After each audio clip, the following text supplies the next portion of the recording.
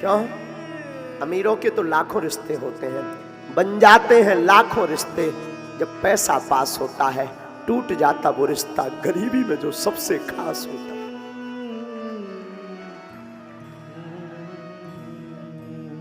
अमीरों के तो लाखों लोग होते हैं। अमीर के लड़के के विवाह में भी करोड़ों रुपए का मुफ्त का गिफ्ट आ जाता है। अमीर की बेटे के विवाह में भी करोड़ों रुपए की गिफ्ट आ जाते हैं, सोने के, चांदी के, तरह तरह के। और गरीब के बेटी तक के विवाह में 500 का लिफाफा नहीं जाता। माफ करना, कभी किसी गरीब के घर पर तुम जाकर देखना, जो तुमसे बहुत नीचे हो, उसके घर पर जाकर देखना, वो अपनी जी जान लगा देगा तुम्हारे स्वागत में। तुरंत पोंछा लगाएगा, तुरंत कुर्सी डालेगा, तुरंत पानी को पूछेगा, तुरंत भोजन। बड़े आदमी के घर पर जाना, तुम्हें नौकरों जैसी हालत करेंगे। पीना हो पियो, खाना हो खाओ, ना खाना हो ना खाओ। इसलिए हमने अपने जीवन में सिद्धांत बनाया है कि धाम पर जो भी चढ़ोतरी आएगी उससे गरीब बेटियों का विवाह करेंगे।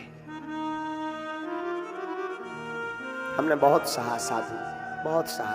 ईश्वर किसी को गरीबी ना दे। वर्तमान जिंदगी में गरीबी सबसे बड़ा दुख है। और तुम्हें बड़ा आदमी बनना है ना, बहुत धक्के खा लिए तुमने, बहुत अपनी हंसी उड़ा ली है, तुम्हें बड़ा आदमी बनना है तो आज की कथा में ये टोटका उपाय, ये उपाय तुम जिंदगी में काम तुम्हारे आएगा। किसी से आशा रखना बंद कर दो। आज से ही कर्म पर और प्रभु पर भरोसा करना प्रारंभ कर दो। कोई भी तुम्हें उधार नहीं दे सकता है, कोई सहयोग नहीं दे सकता। ये सब कहने की बात है। गरीब आदमी आशा में मर जाता है कि ये आदमी हमारी बुरे समय में मदद देगा, कोई नहीं देता है। अमीरों का तो हर दिन त्योहार होता है, गरीबों के घर पर जिस दिन सब्जी बढ़िया बन जाए, पूरी बन जाए, वो दिन त्योहार बन जाता है। वो दिन त्योहार का होता है। गरीबों से पूछना, जिनका कोई नहीं है उनसे पूछना, वो अंधेरी रात, वो लोगों की खिल्ली उड़ाना, वो परिवार वालों के ताने सुनना, क्या बीतती उन पर, क्या बीतती। उनका दिल जानता। गरीबों की बेटी का विवाह होता, वो एक एक रुपया जोड़ता है, एक एक रुपया। यहां से मांगेगा, वहां से मांगेगा, उधार।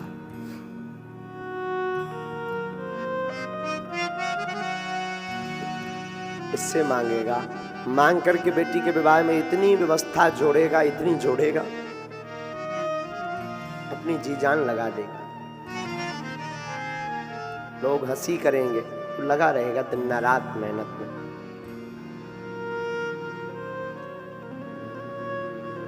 भगवान गरीबी किसी को ना दे। उसका वो अंधेरा, उसकी जिंदगी का अंधेरा। बच्चे उसके कितने सहनशील हो जाते हैं। गरीबों के बच्चे भी बड़े सहनशील हो जाते हैं, बहुत सहनशील। अरे उनका भी मन होता खेलने का, उनका भी मन होता नए नए कपड़े पहनने का, लेकिन वो छिपा करके, पिता अपनी गरीबी छिपा करके अपने बेटा और अपनी बेटी को पढ़ाते हैं, कुछ बन जाए। गरीबी सबसे बड़ा अभिश्राप है। सुदामा जी का अद्भुत चरित्र है। कृष्णस्यासीत सखा कश्चिद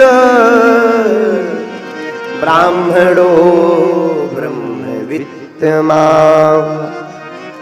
विरक्त इंद्रियार्थेषु प्रशांतात्मा जितेन्द्रिया। सुखदेव जी ने सुदामा जी का नाम नहीं लिया, लेकिन जो जो लक्षण बताए ना वो सुदामा जी के बताए। सुदामा जी विरक्त हैं,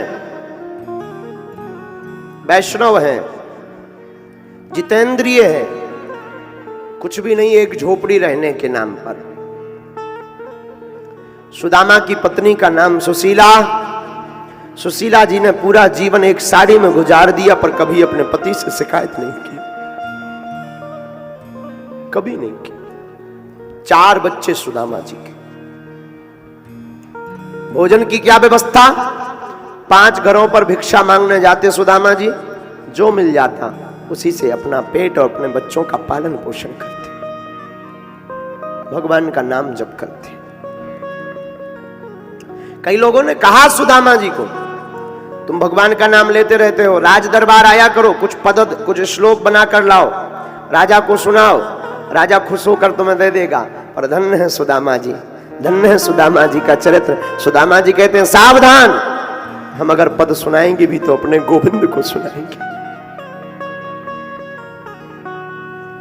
लोगों से क्या आशा रखना, संसार से क्या अपेक्षा करना। सुदामा जी कहते हैं अपेक्षा करना ही है तो गोविंद से करेंगे। 4 बच्चे भूख के कारण सूख गए, केवल हड्डी भर बची तन में, भोजन की ठीक व्यवस्था नहीं। और भगवान भी बहुत परीक्षा लेता है, बहुत। पर एक बात बोले, जितने भी लोग यहां बैठे हैं, परीक्षा जरूर होती गरीब की, पर प्रसन्नता जिंदगी में गरीब के ही घर पर नहीं थी। अमीर तो धन को ठिकाने लगाने के काम में ही बंधे रहते हैं। उन्हें कहां टाइम दूसरों पर दया करने में, उनके अंदर दया नहीं होती है। सबसे ज्यादा दयालु गरीब होता है। हाँ, सबसे ममता वाला गरीब होता है। हमारी माताजी हमें बताती थी, बेटा, माताजी के बात बता रहे हैं हम आपको। हमारी पूजनी माँ कहती हैं, बेटा, सबसे ज्यादा ममता गरीबों में होती है, सबसे ज्यादा ममता गरीबों में होती है। अमीर ममता दिखाने का अभिनय करते हैं, नाटक, और उनका नाटक ज्यादा देर टिकता नहीं है। गरीब वास्तविक ममतावान होता है।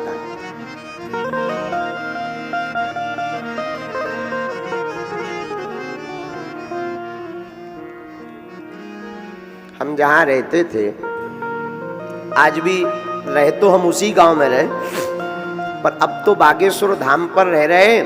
पहले जो हमारा पुराना मकान था गांव में, एक झोपड़ी थी।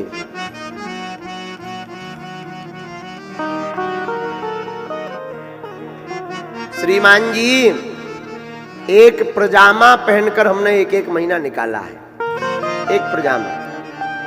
ये आज के जितने युवा यहां बैठे हैं, तुम ध्यान से सुनो, आज भी हम वो कुर्ता और पजामा सुरक्षित रखे, आज भी।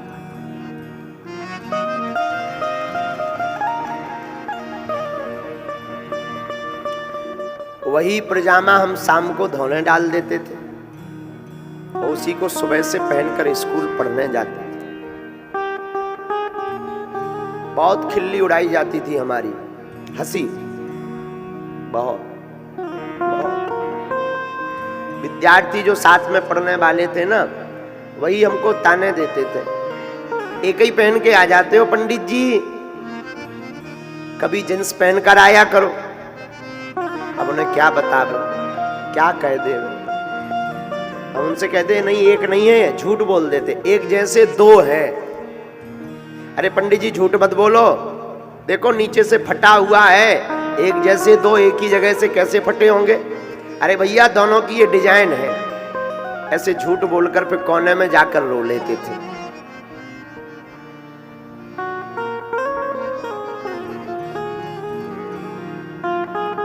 पार्ले जी बिस्कुट चलती थी,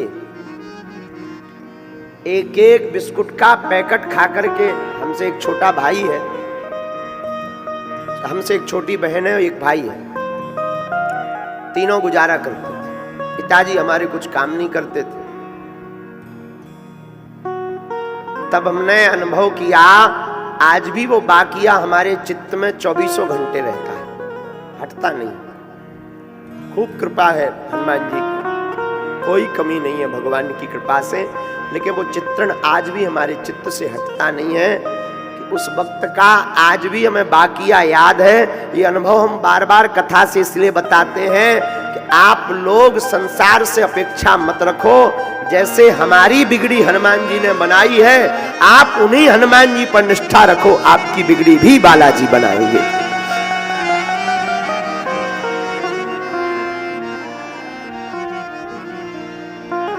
बहुत सहा साधु हमने, ब्राह्मण थे तो ब्राह्मण के नाते हमने तो भिक्षा भी मांगी। हाँ, भिक्षा मांगी। और एक बार का वाकया हमें याद है, अपने जीवन काल का, वो झंझोर देता आज भी। कोई हमारे पास कार्ड लेके आता है ना शादी का, वो वाकया हमें याद आ जाता है आज भी। एक कोई हमारे सगे संबंधी थे, अब कौन थे ये तो कहेंगे नहीं,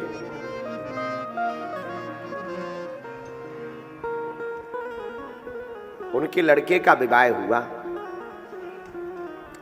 उन्होंने हमारे पिताजी का नाम नहीं लिखवाया उसमें, और हमारे पिताजी लोग 6 भाई, सबको निमंत्रण मिला, हमारे पिताजी के नाम से निमंत्रण नहीं आया।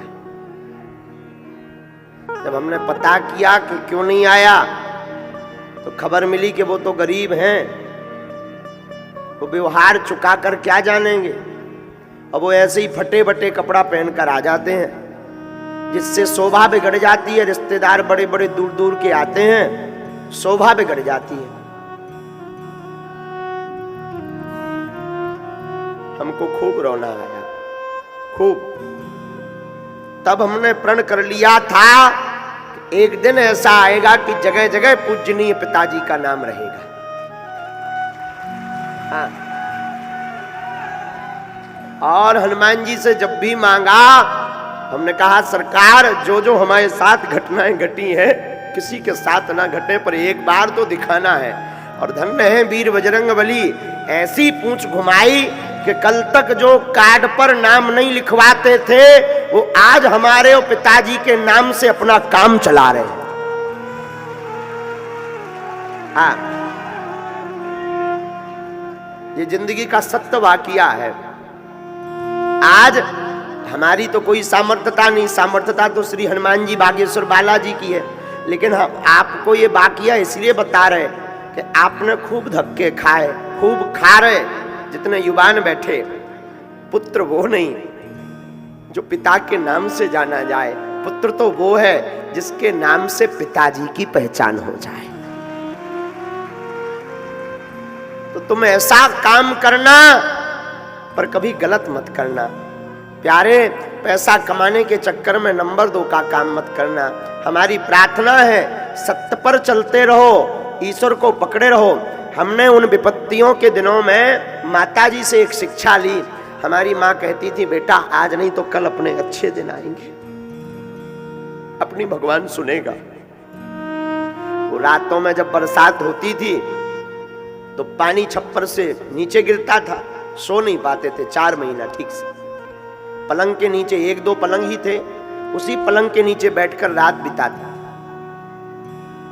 तो हम अपनी माता जी को जो है कहते थे कि माँ कभी अपना छप्पर ठीक होगा कि नहीं। सिर्फ इतनी ख्वाहिश थी, छप्पर ठीक हो जाए, एक बढ़िया नहाने के लिए छोटा सा स्थान बन जाए।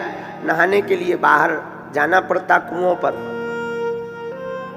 तो ठाकुर जी की सेवा कम समय में, ज्यादा समय बर्बाद ना होगा, और कम समय में ठाकुर जी की सेवा होती रहेगी, बालाजी की सेवा होती रहेगी। तो हमारी पूजनीय माता जी कहती थी, बेटा एक दिन बालाजी जरूर सुनेंगे। तो हमने अपनी माता जी से एक शिक्षा सीखी।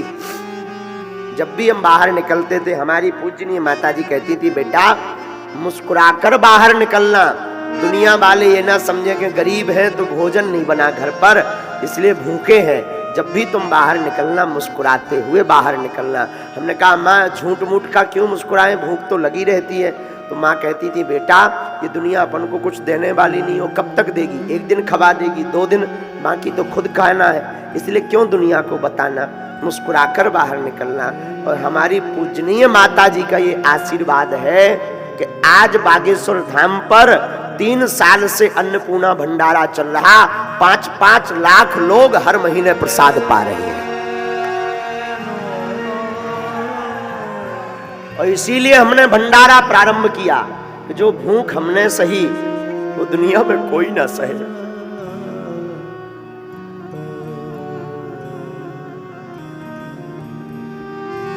किसी को ना सहना पड़े। जो हमने कष्ट सहे वो दुनिया को ना सहना पड़े।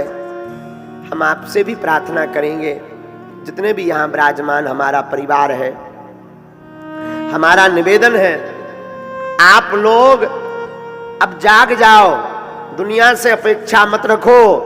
आज से अभी से प्रण लो, आशा करना ही है तो श्री हनुमान जी महाराज से अपेक्षा करो।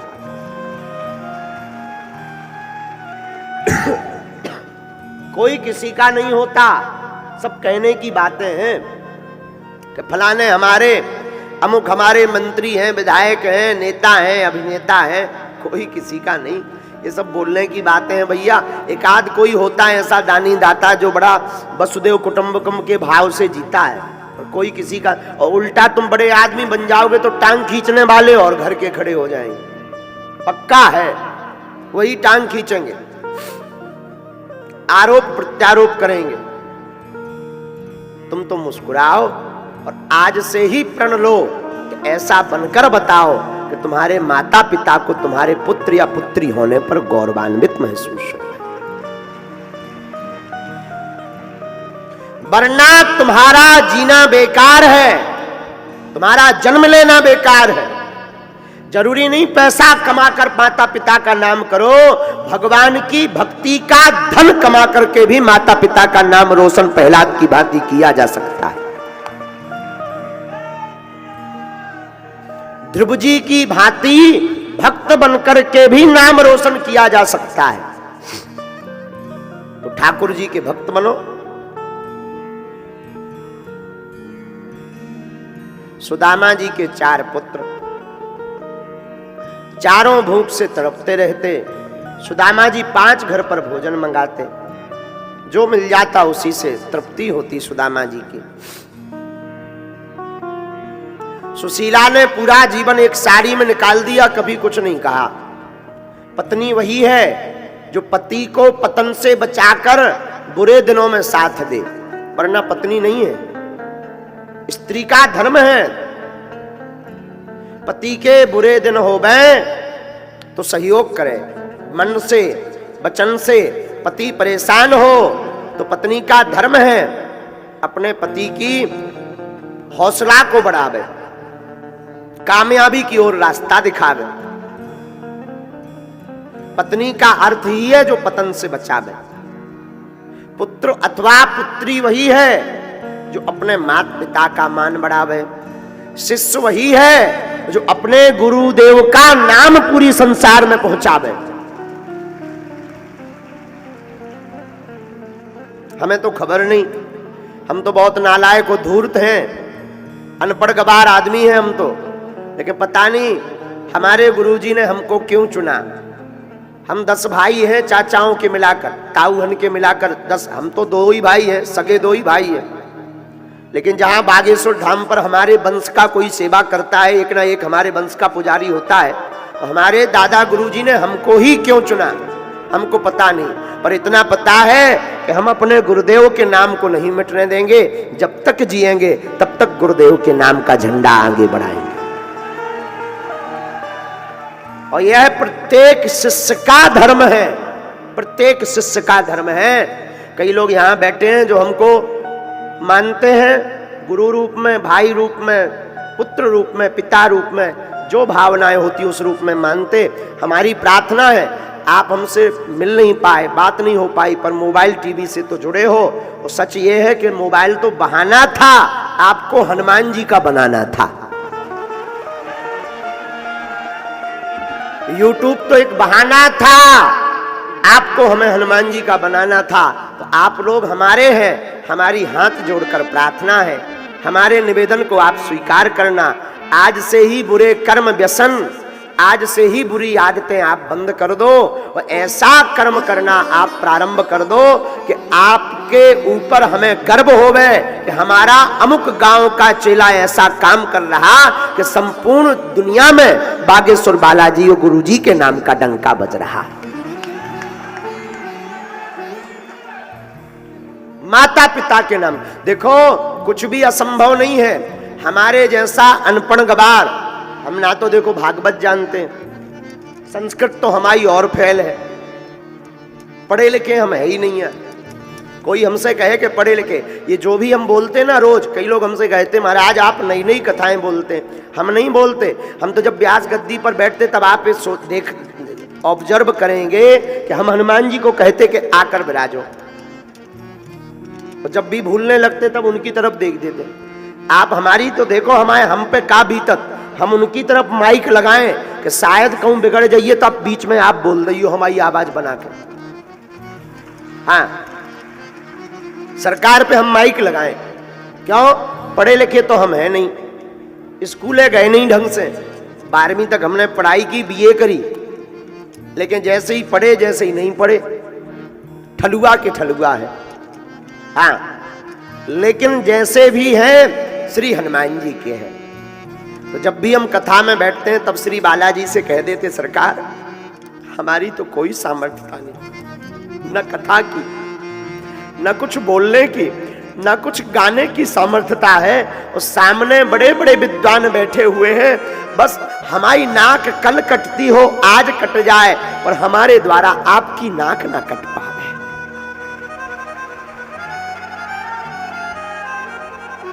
महाराज इसी नाक का और पूंछ का चमत्कार है कि श्री हनुमान जी महाराज ऐसी ऐसी प्रेरणाएं भीतर दे देते कि हम आपको सुना देते, और भगवान की कृपा से वो कथा हो जाती, और जो है अनेक लोगों के जीवन में भगवान की भक्ति प्रकट हो जाती। तो जब हमारे जैसे गवार, अंगूठा छाप, धूर्त आदमी पर कृपा हो सकती है, तो आप सब तो भगवान के भक्त हो। आपकी जिंदगी में ऐसा कुछ नहीं जो आपको ना मिल पावे। पाने वाला चाहिए। मीरा को कलयुग में श्याम मिल सकते, ध्रुव जी को 5 वर्ष में भगवान मिल सकते, हनुमान जी को 4 युगों का राजा बनाया जा सकता, विभीषण को लंका में रह करके भगवान की भक्ति मिल सकती है, लक्ष्मण जी को राम जी जैसे भाई मिल सकते हैं, धीरेन्द्र कृष्ण नालायक को हनुमान जी की कृपा से कथा कहने का सौभाग्य मिल सकता, तो क्या आपको नहीं मिल सकता है? आपको भी मिलेगा। पाने वाला चाहिए। इसलिए हमारी निवेदन को आप लोग स्वीकार आज से ही प्रण लेकर जाना कि ऐसा कुछ करना जिससे माता पिता और आपके गुरुजी, जरूरी नहीं हम आपके गुरुजी हो, जो भी हो, ये भी जरूरी नहीं कि कान में मंत्र देवे तभी गुरुजी, जो अज्ञान को मिटावे वो गुरु होता है। तो आपके माता पिता और आपके गुरुजी को खूब अपने आप में गर्व होवे। हमारे कई शिष्य हैं जिन पे हमें गौरव होता है, गर्व होता है। हर जगह हमें लगता है कि हमारे शिष्य हैं, वाह, आनंद गदगद होता है, वाह क्या नाम कमाया है। ऐसा ही होना चाहिए। जैसे छतारी में हमारे जतिन जी क्या अद्भुत काम करते हैं। उनका संकल्प ही है गुरुजी हर साल भगवान की कथा यहाँ होनी चाहिए। ये गौरवान्वित काम है। आप जितने विराजे भगवान करें, आपको भी बालाजी ऐसी सामर्थ्यता दे देवे। काम सफल नहीं हो रहे, आप कहोगे हम करते तो बहुत है महाराज, कुछ हो नहीं रहा, तो लक्ष्मी के 5 उपाय सुनो। लक्ष्मी रुक ना रही हो तो आप अपने घर पर पीले रंग के कपड़ा में चावल रखकर 7 तांबे के सिक्का, 7 तांबे के सिक्का और 5 गोमती चक्र, गोमेत चक्र भी कहते हैं, जो समुद्र में मिलते हैं लेकिन दुकानों पर 2-2, 5-5 रुपया में प्राप्त हो जाते हैं। तो 7 तांबे के सिक्का, 5 गोमेत्र चक्र, पीले रंग का 1.25 मीटर कपड़ा, उसमें 1.25 किलो या 3 मुट्ठी चावल डालकर गुरुवार के दिन श्री लक्ष्मी माता के 108 नाम अथवा पर 3 माला ओम श्रीम नमः, ओम श्रीम नमः, इस मंत्र का जाप करके पोटली को बांधकर अपनी तिजोरी में आप रख लीजिए, हर दीपावली पर उसका पूजन कीजिए, आपके घर पर आई हुई लक्ष्मी ठहरने लगेगी। कभी खाली नहीं रहेगी तिजोरी। जाओ व्यासपीठ से आशीर्वाद।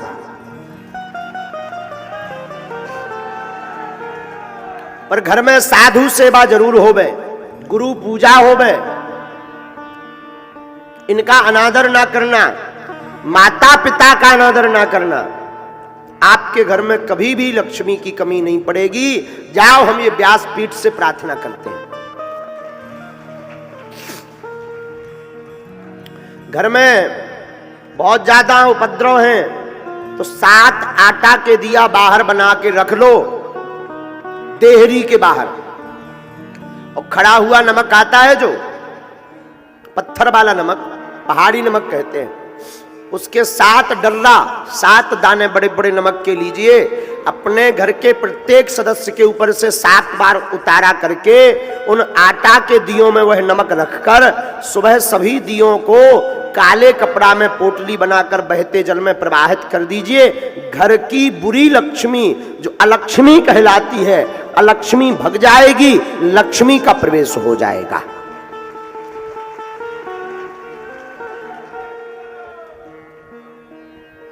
आपके घर में कलेश बनता तो कल हमने उपाय आपको बता दिया।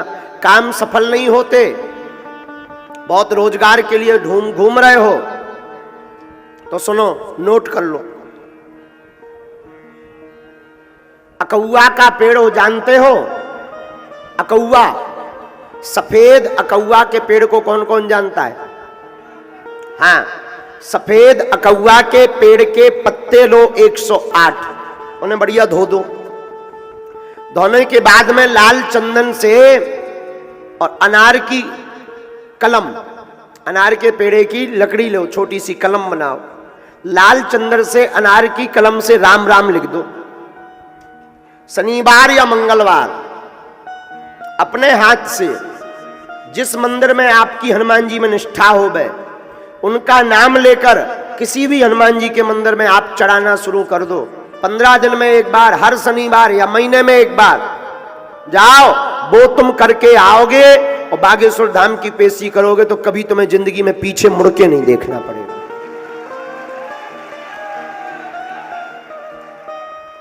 लेकिन कर्म भी साथ में बहुत आवश्यक है। आप सोचो कि हम केवल अकौआ के पत्ता की माला बजरंग बली है चढ़ावे पे काम ना करें और रुपया बरसन लगे, असंभव। कर्म भी करो, रोजगार मिलने लगेगा। घर में बीमारी रहती, खूब उपद्रव मचा है, दवा लगातार चल रही है, दवाएं काम नहीं कर रही हैं, 5 आहुति रोज सन्यासी बाबा के नाम की दो। हनुमान चालीसा की एक चौपाई नोट कर लो, बहुत पावरफुल है। नासे रोग हरे सब जपत निरंतर हनुमत बीरा। इस चौपाई का 108 बार पाठ करके 5 आहुति देकर कटोरी भर गंगा जल रखकर फूंक कर रोगी को पिलाना शुरू कर दो। रोज 40 दिन तक दवा असर करने लगेगी। विश्वास पूर्वक भर करना, बीमारियां हटने लगेगी। घर में बहुत दरिद्रता है, बहुत गरीबी है, कुछ भी सूझबूझ नहीं रहा। अपने घर पर आप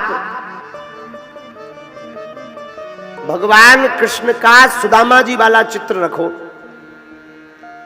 और वह चित्र रखो जिसमें भगवान सुदामा जी के तंदुल खा रहे हो, इसे द्वार पर टांग दो। और पंचमुखी हनुमान जी का चित्र भी एक अंदर की तरफ से एक बाहर की तरफ से सुदामा जी का चित्र होना चाहिए आपके घर के अंदर, जिसमें भगवान तंदुल खा रहे हैं। तंदुल मतलब चावल, वह चित्र भीतर की तरफ कर दो। पंचमुखी हनुमान जी या बागेश्वर बालाजी का चित्र मेन द्वार पर आप टांग दो, बागेश्वर हनुमान जी का। आपके घर में भूत पिशाच प्रवेश नहीं करेंगे, और जैसी सुदामा जी की बिगड़ी बनी एक दिन आपकी भी बिगड़ी बनेगी।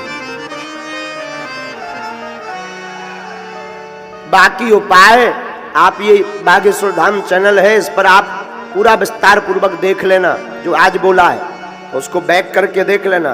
बाकी दमोही में जो कथा है 24 तारीख से 1 जनवरी तक अन्न उपाय आप लोग प्रश्न लिखकर भेज देना कि और कौन सा उपाय आपको चाहिए। वो उपाय हमारे शास्त्रों में है, उन उपायों से ही आपका कल्याण हो जाएगा।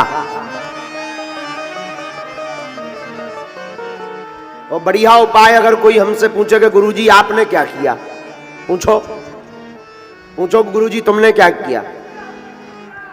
हमने तो सिर्फ गुरुजी के चरणों को पकड़ा।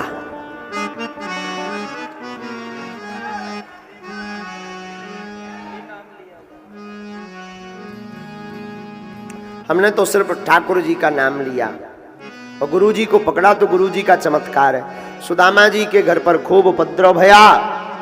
एक दिन सुदामा जी की पत्नी का क्या नाम है?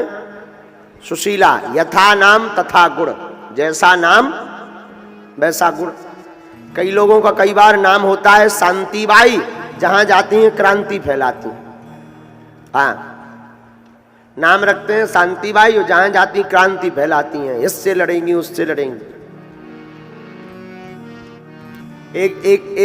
एक माता जी का नाम था प्रेमबाई, नाम बहुत अच्छा था प्रेमबाई, लेकिन जहां भी बैठती थी वहीं गुस्सा करके आती थी। तो हमने कहा कि नाम बदलो अपना। नाम की बड़ी महिमा है। सुशीला जी का तो जो नाम है वैसा गुण है। कई लोगों का नाम कुछ और होता है और गुण कोई और होता है। जैसे एक व्यक्ति का नाम था तेज सिंह। क्या नाम था? तेज सिंह। लेकिन जब वो चलते सो कछुआ भी आगे निकल जाए। हमने कहा भाई नाम इनका तेज सिंह मत रखो, इनका नाम रखो धीरे सिंह, क्योंकि बड़े धीरे। हाँ, एक व्यक्ति का ऐसे ही नाम था, वो कंधे पर बंदूक लिए खड़ा था। बोले नाम क्या है? बोले शेर सिंह। बोले बाप का नाम? बोले शमशेर सिंह। बोले कंधे पर क्या है? बोले बंदूक। बोले खड़े क्यों? बोले कुत्ता भौंक रहा। बताओ। कहा भाई नाम बदलो। नाम शेर सिंह, बाप का नाम शमशेर सिंह, कुत्ता भौंक रहा है तो कप रहे हो। एक दिन जो है सुशीला ने अपने पति सुदामा जी से कहा, महाराज हमने सुना आपके पति द्वारकाधीश हैं, द्वारका जाओ हुजूर, द्वारका जाओ हुजूर, द्वारका जाओ हुजूर, द्वारका जाओ, आप द्वारका जाओ। सुदामा जी बोले क्यों? हमने सुना आपके मित्र द्वारकाधीश हैं। आपको किसने बताया? एक महात्मा जी ने बताया।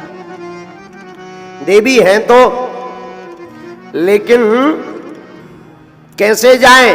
मित्र के घर पर, राजा के घर पर खाली हाथ नहीं जाना चाहिए, कुछ लेकर जाना चाहिए। तो सुशीला जी पड़ोस से 3 मुट्ठी चावल मांग कर ले आई। अपनी साड़ी के पल्लू को फाड़ कर उनमें चावल बांध कर दे दिए, इन्हीं को ले जाओ। सुदामा जी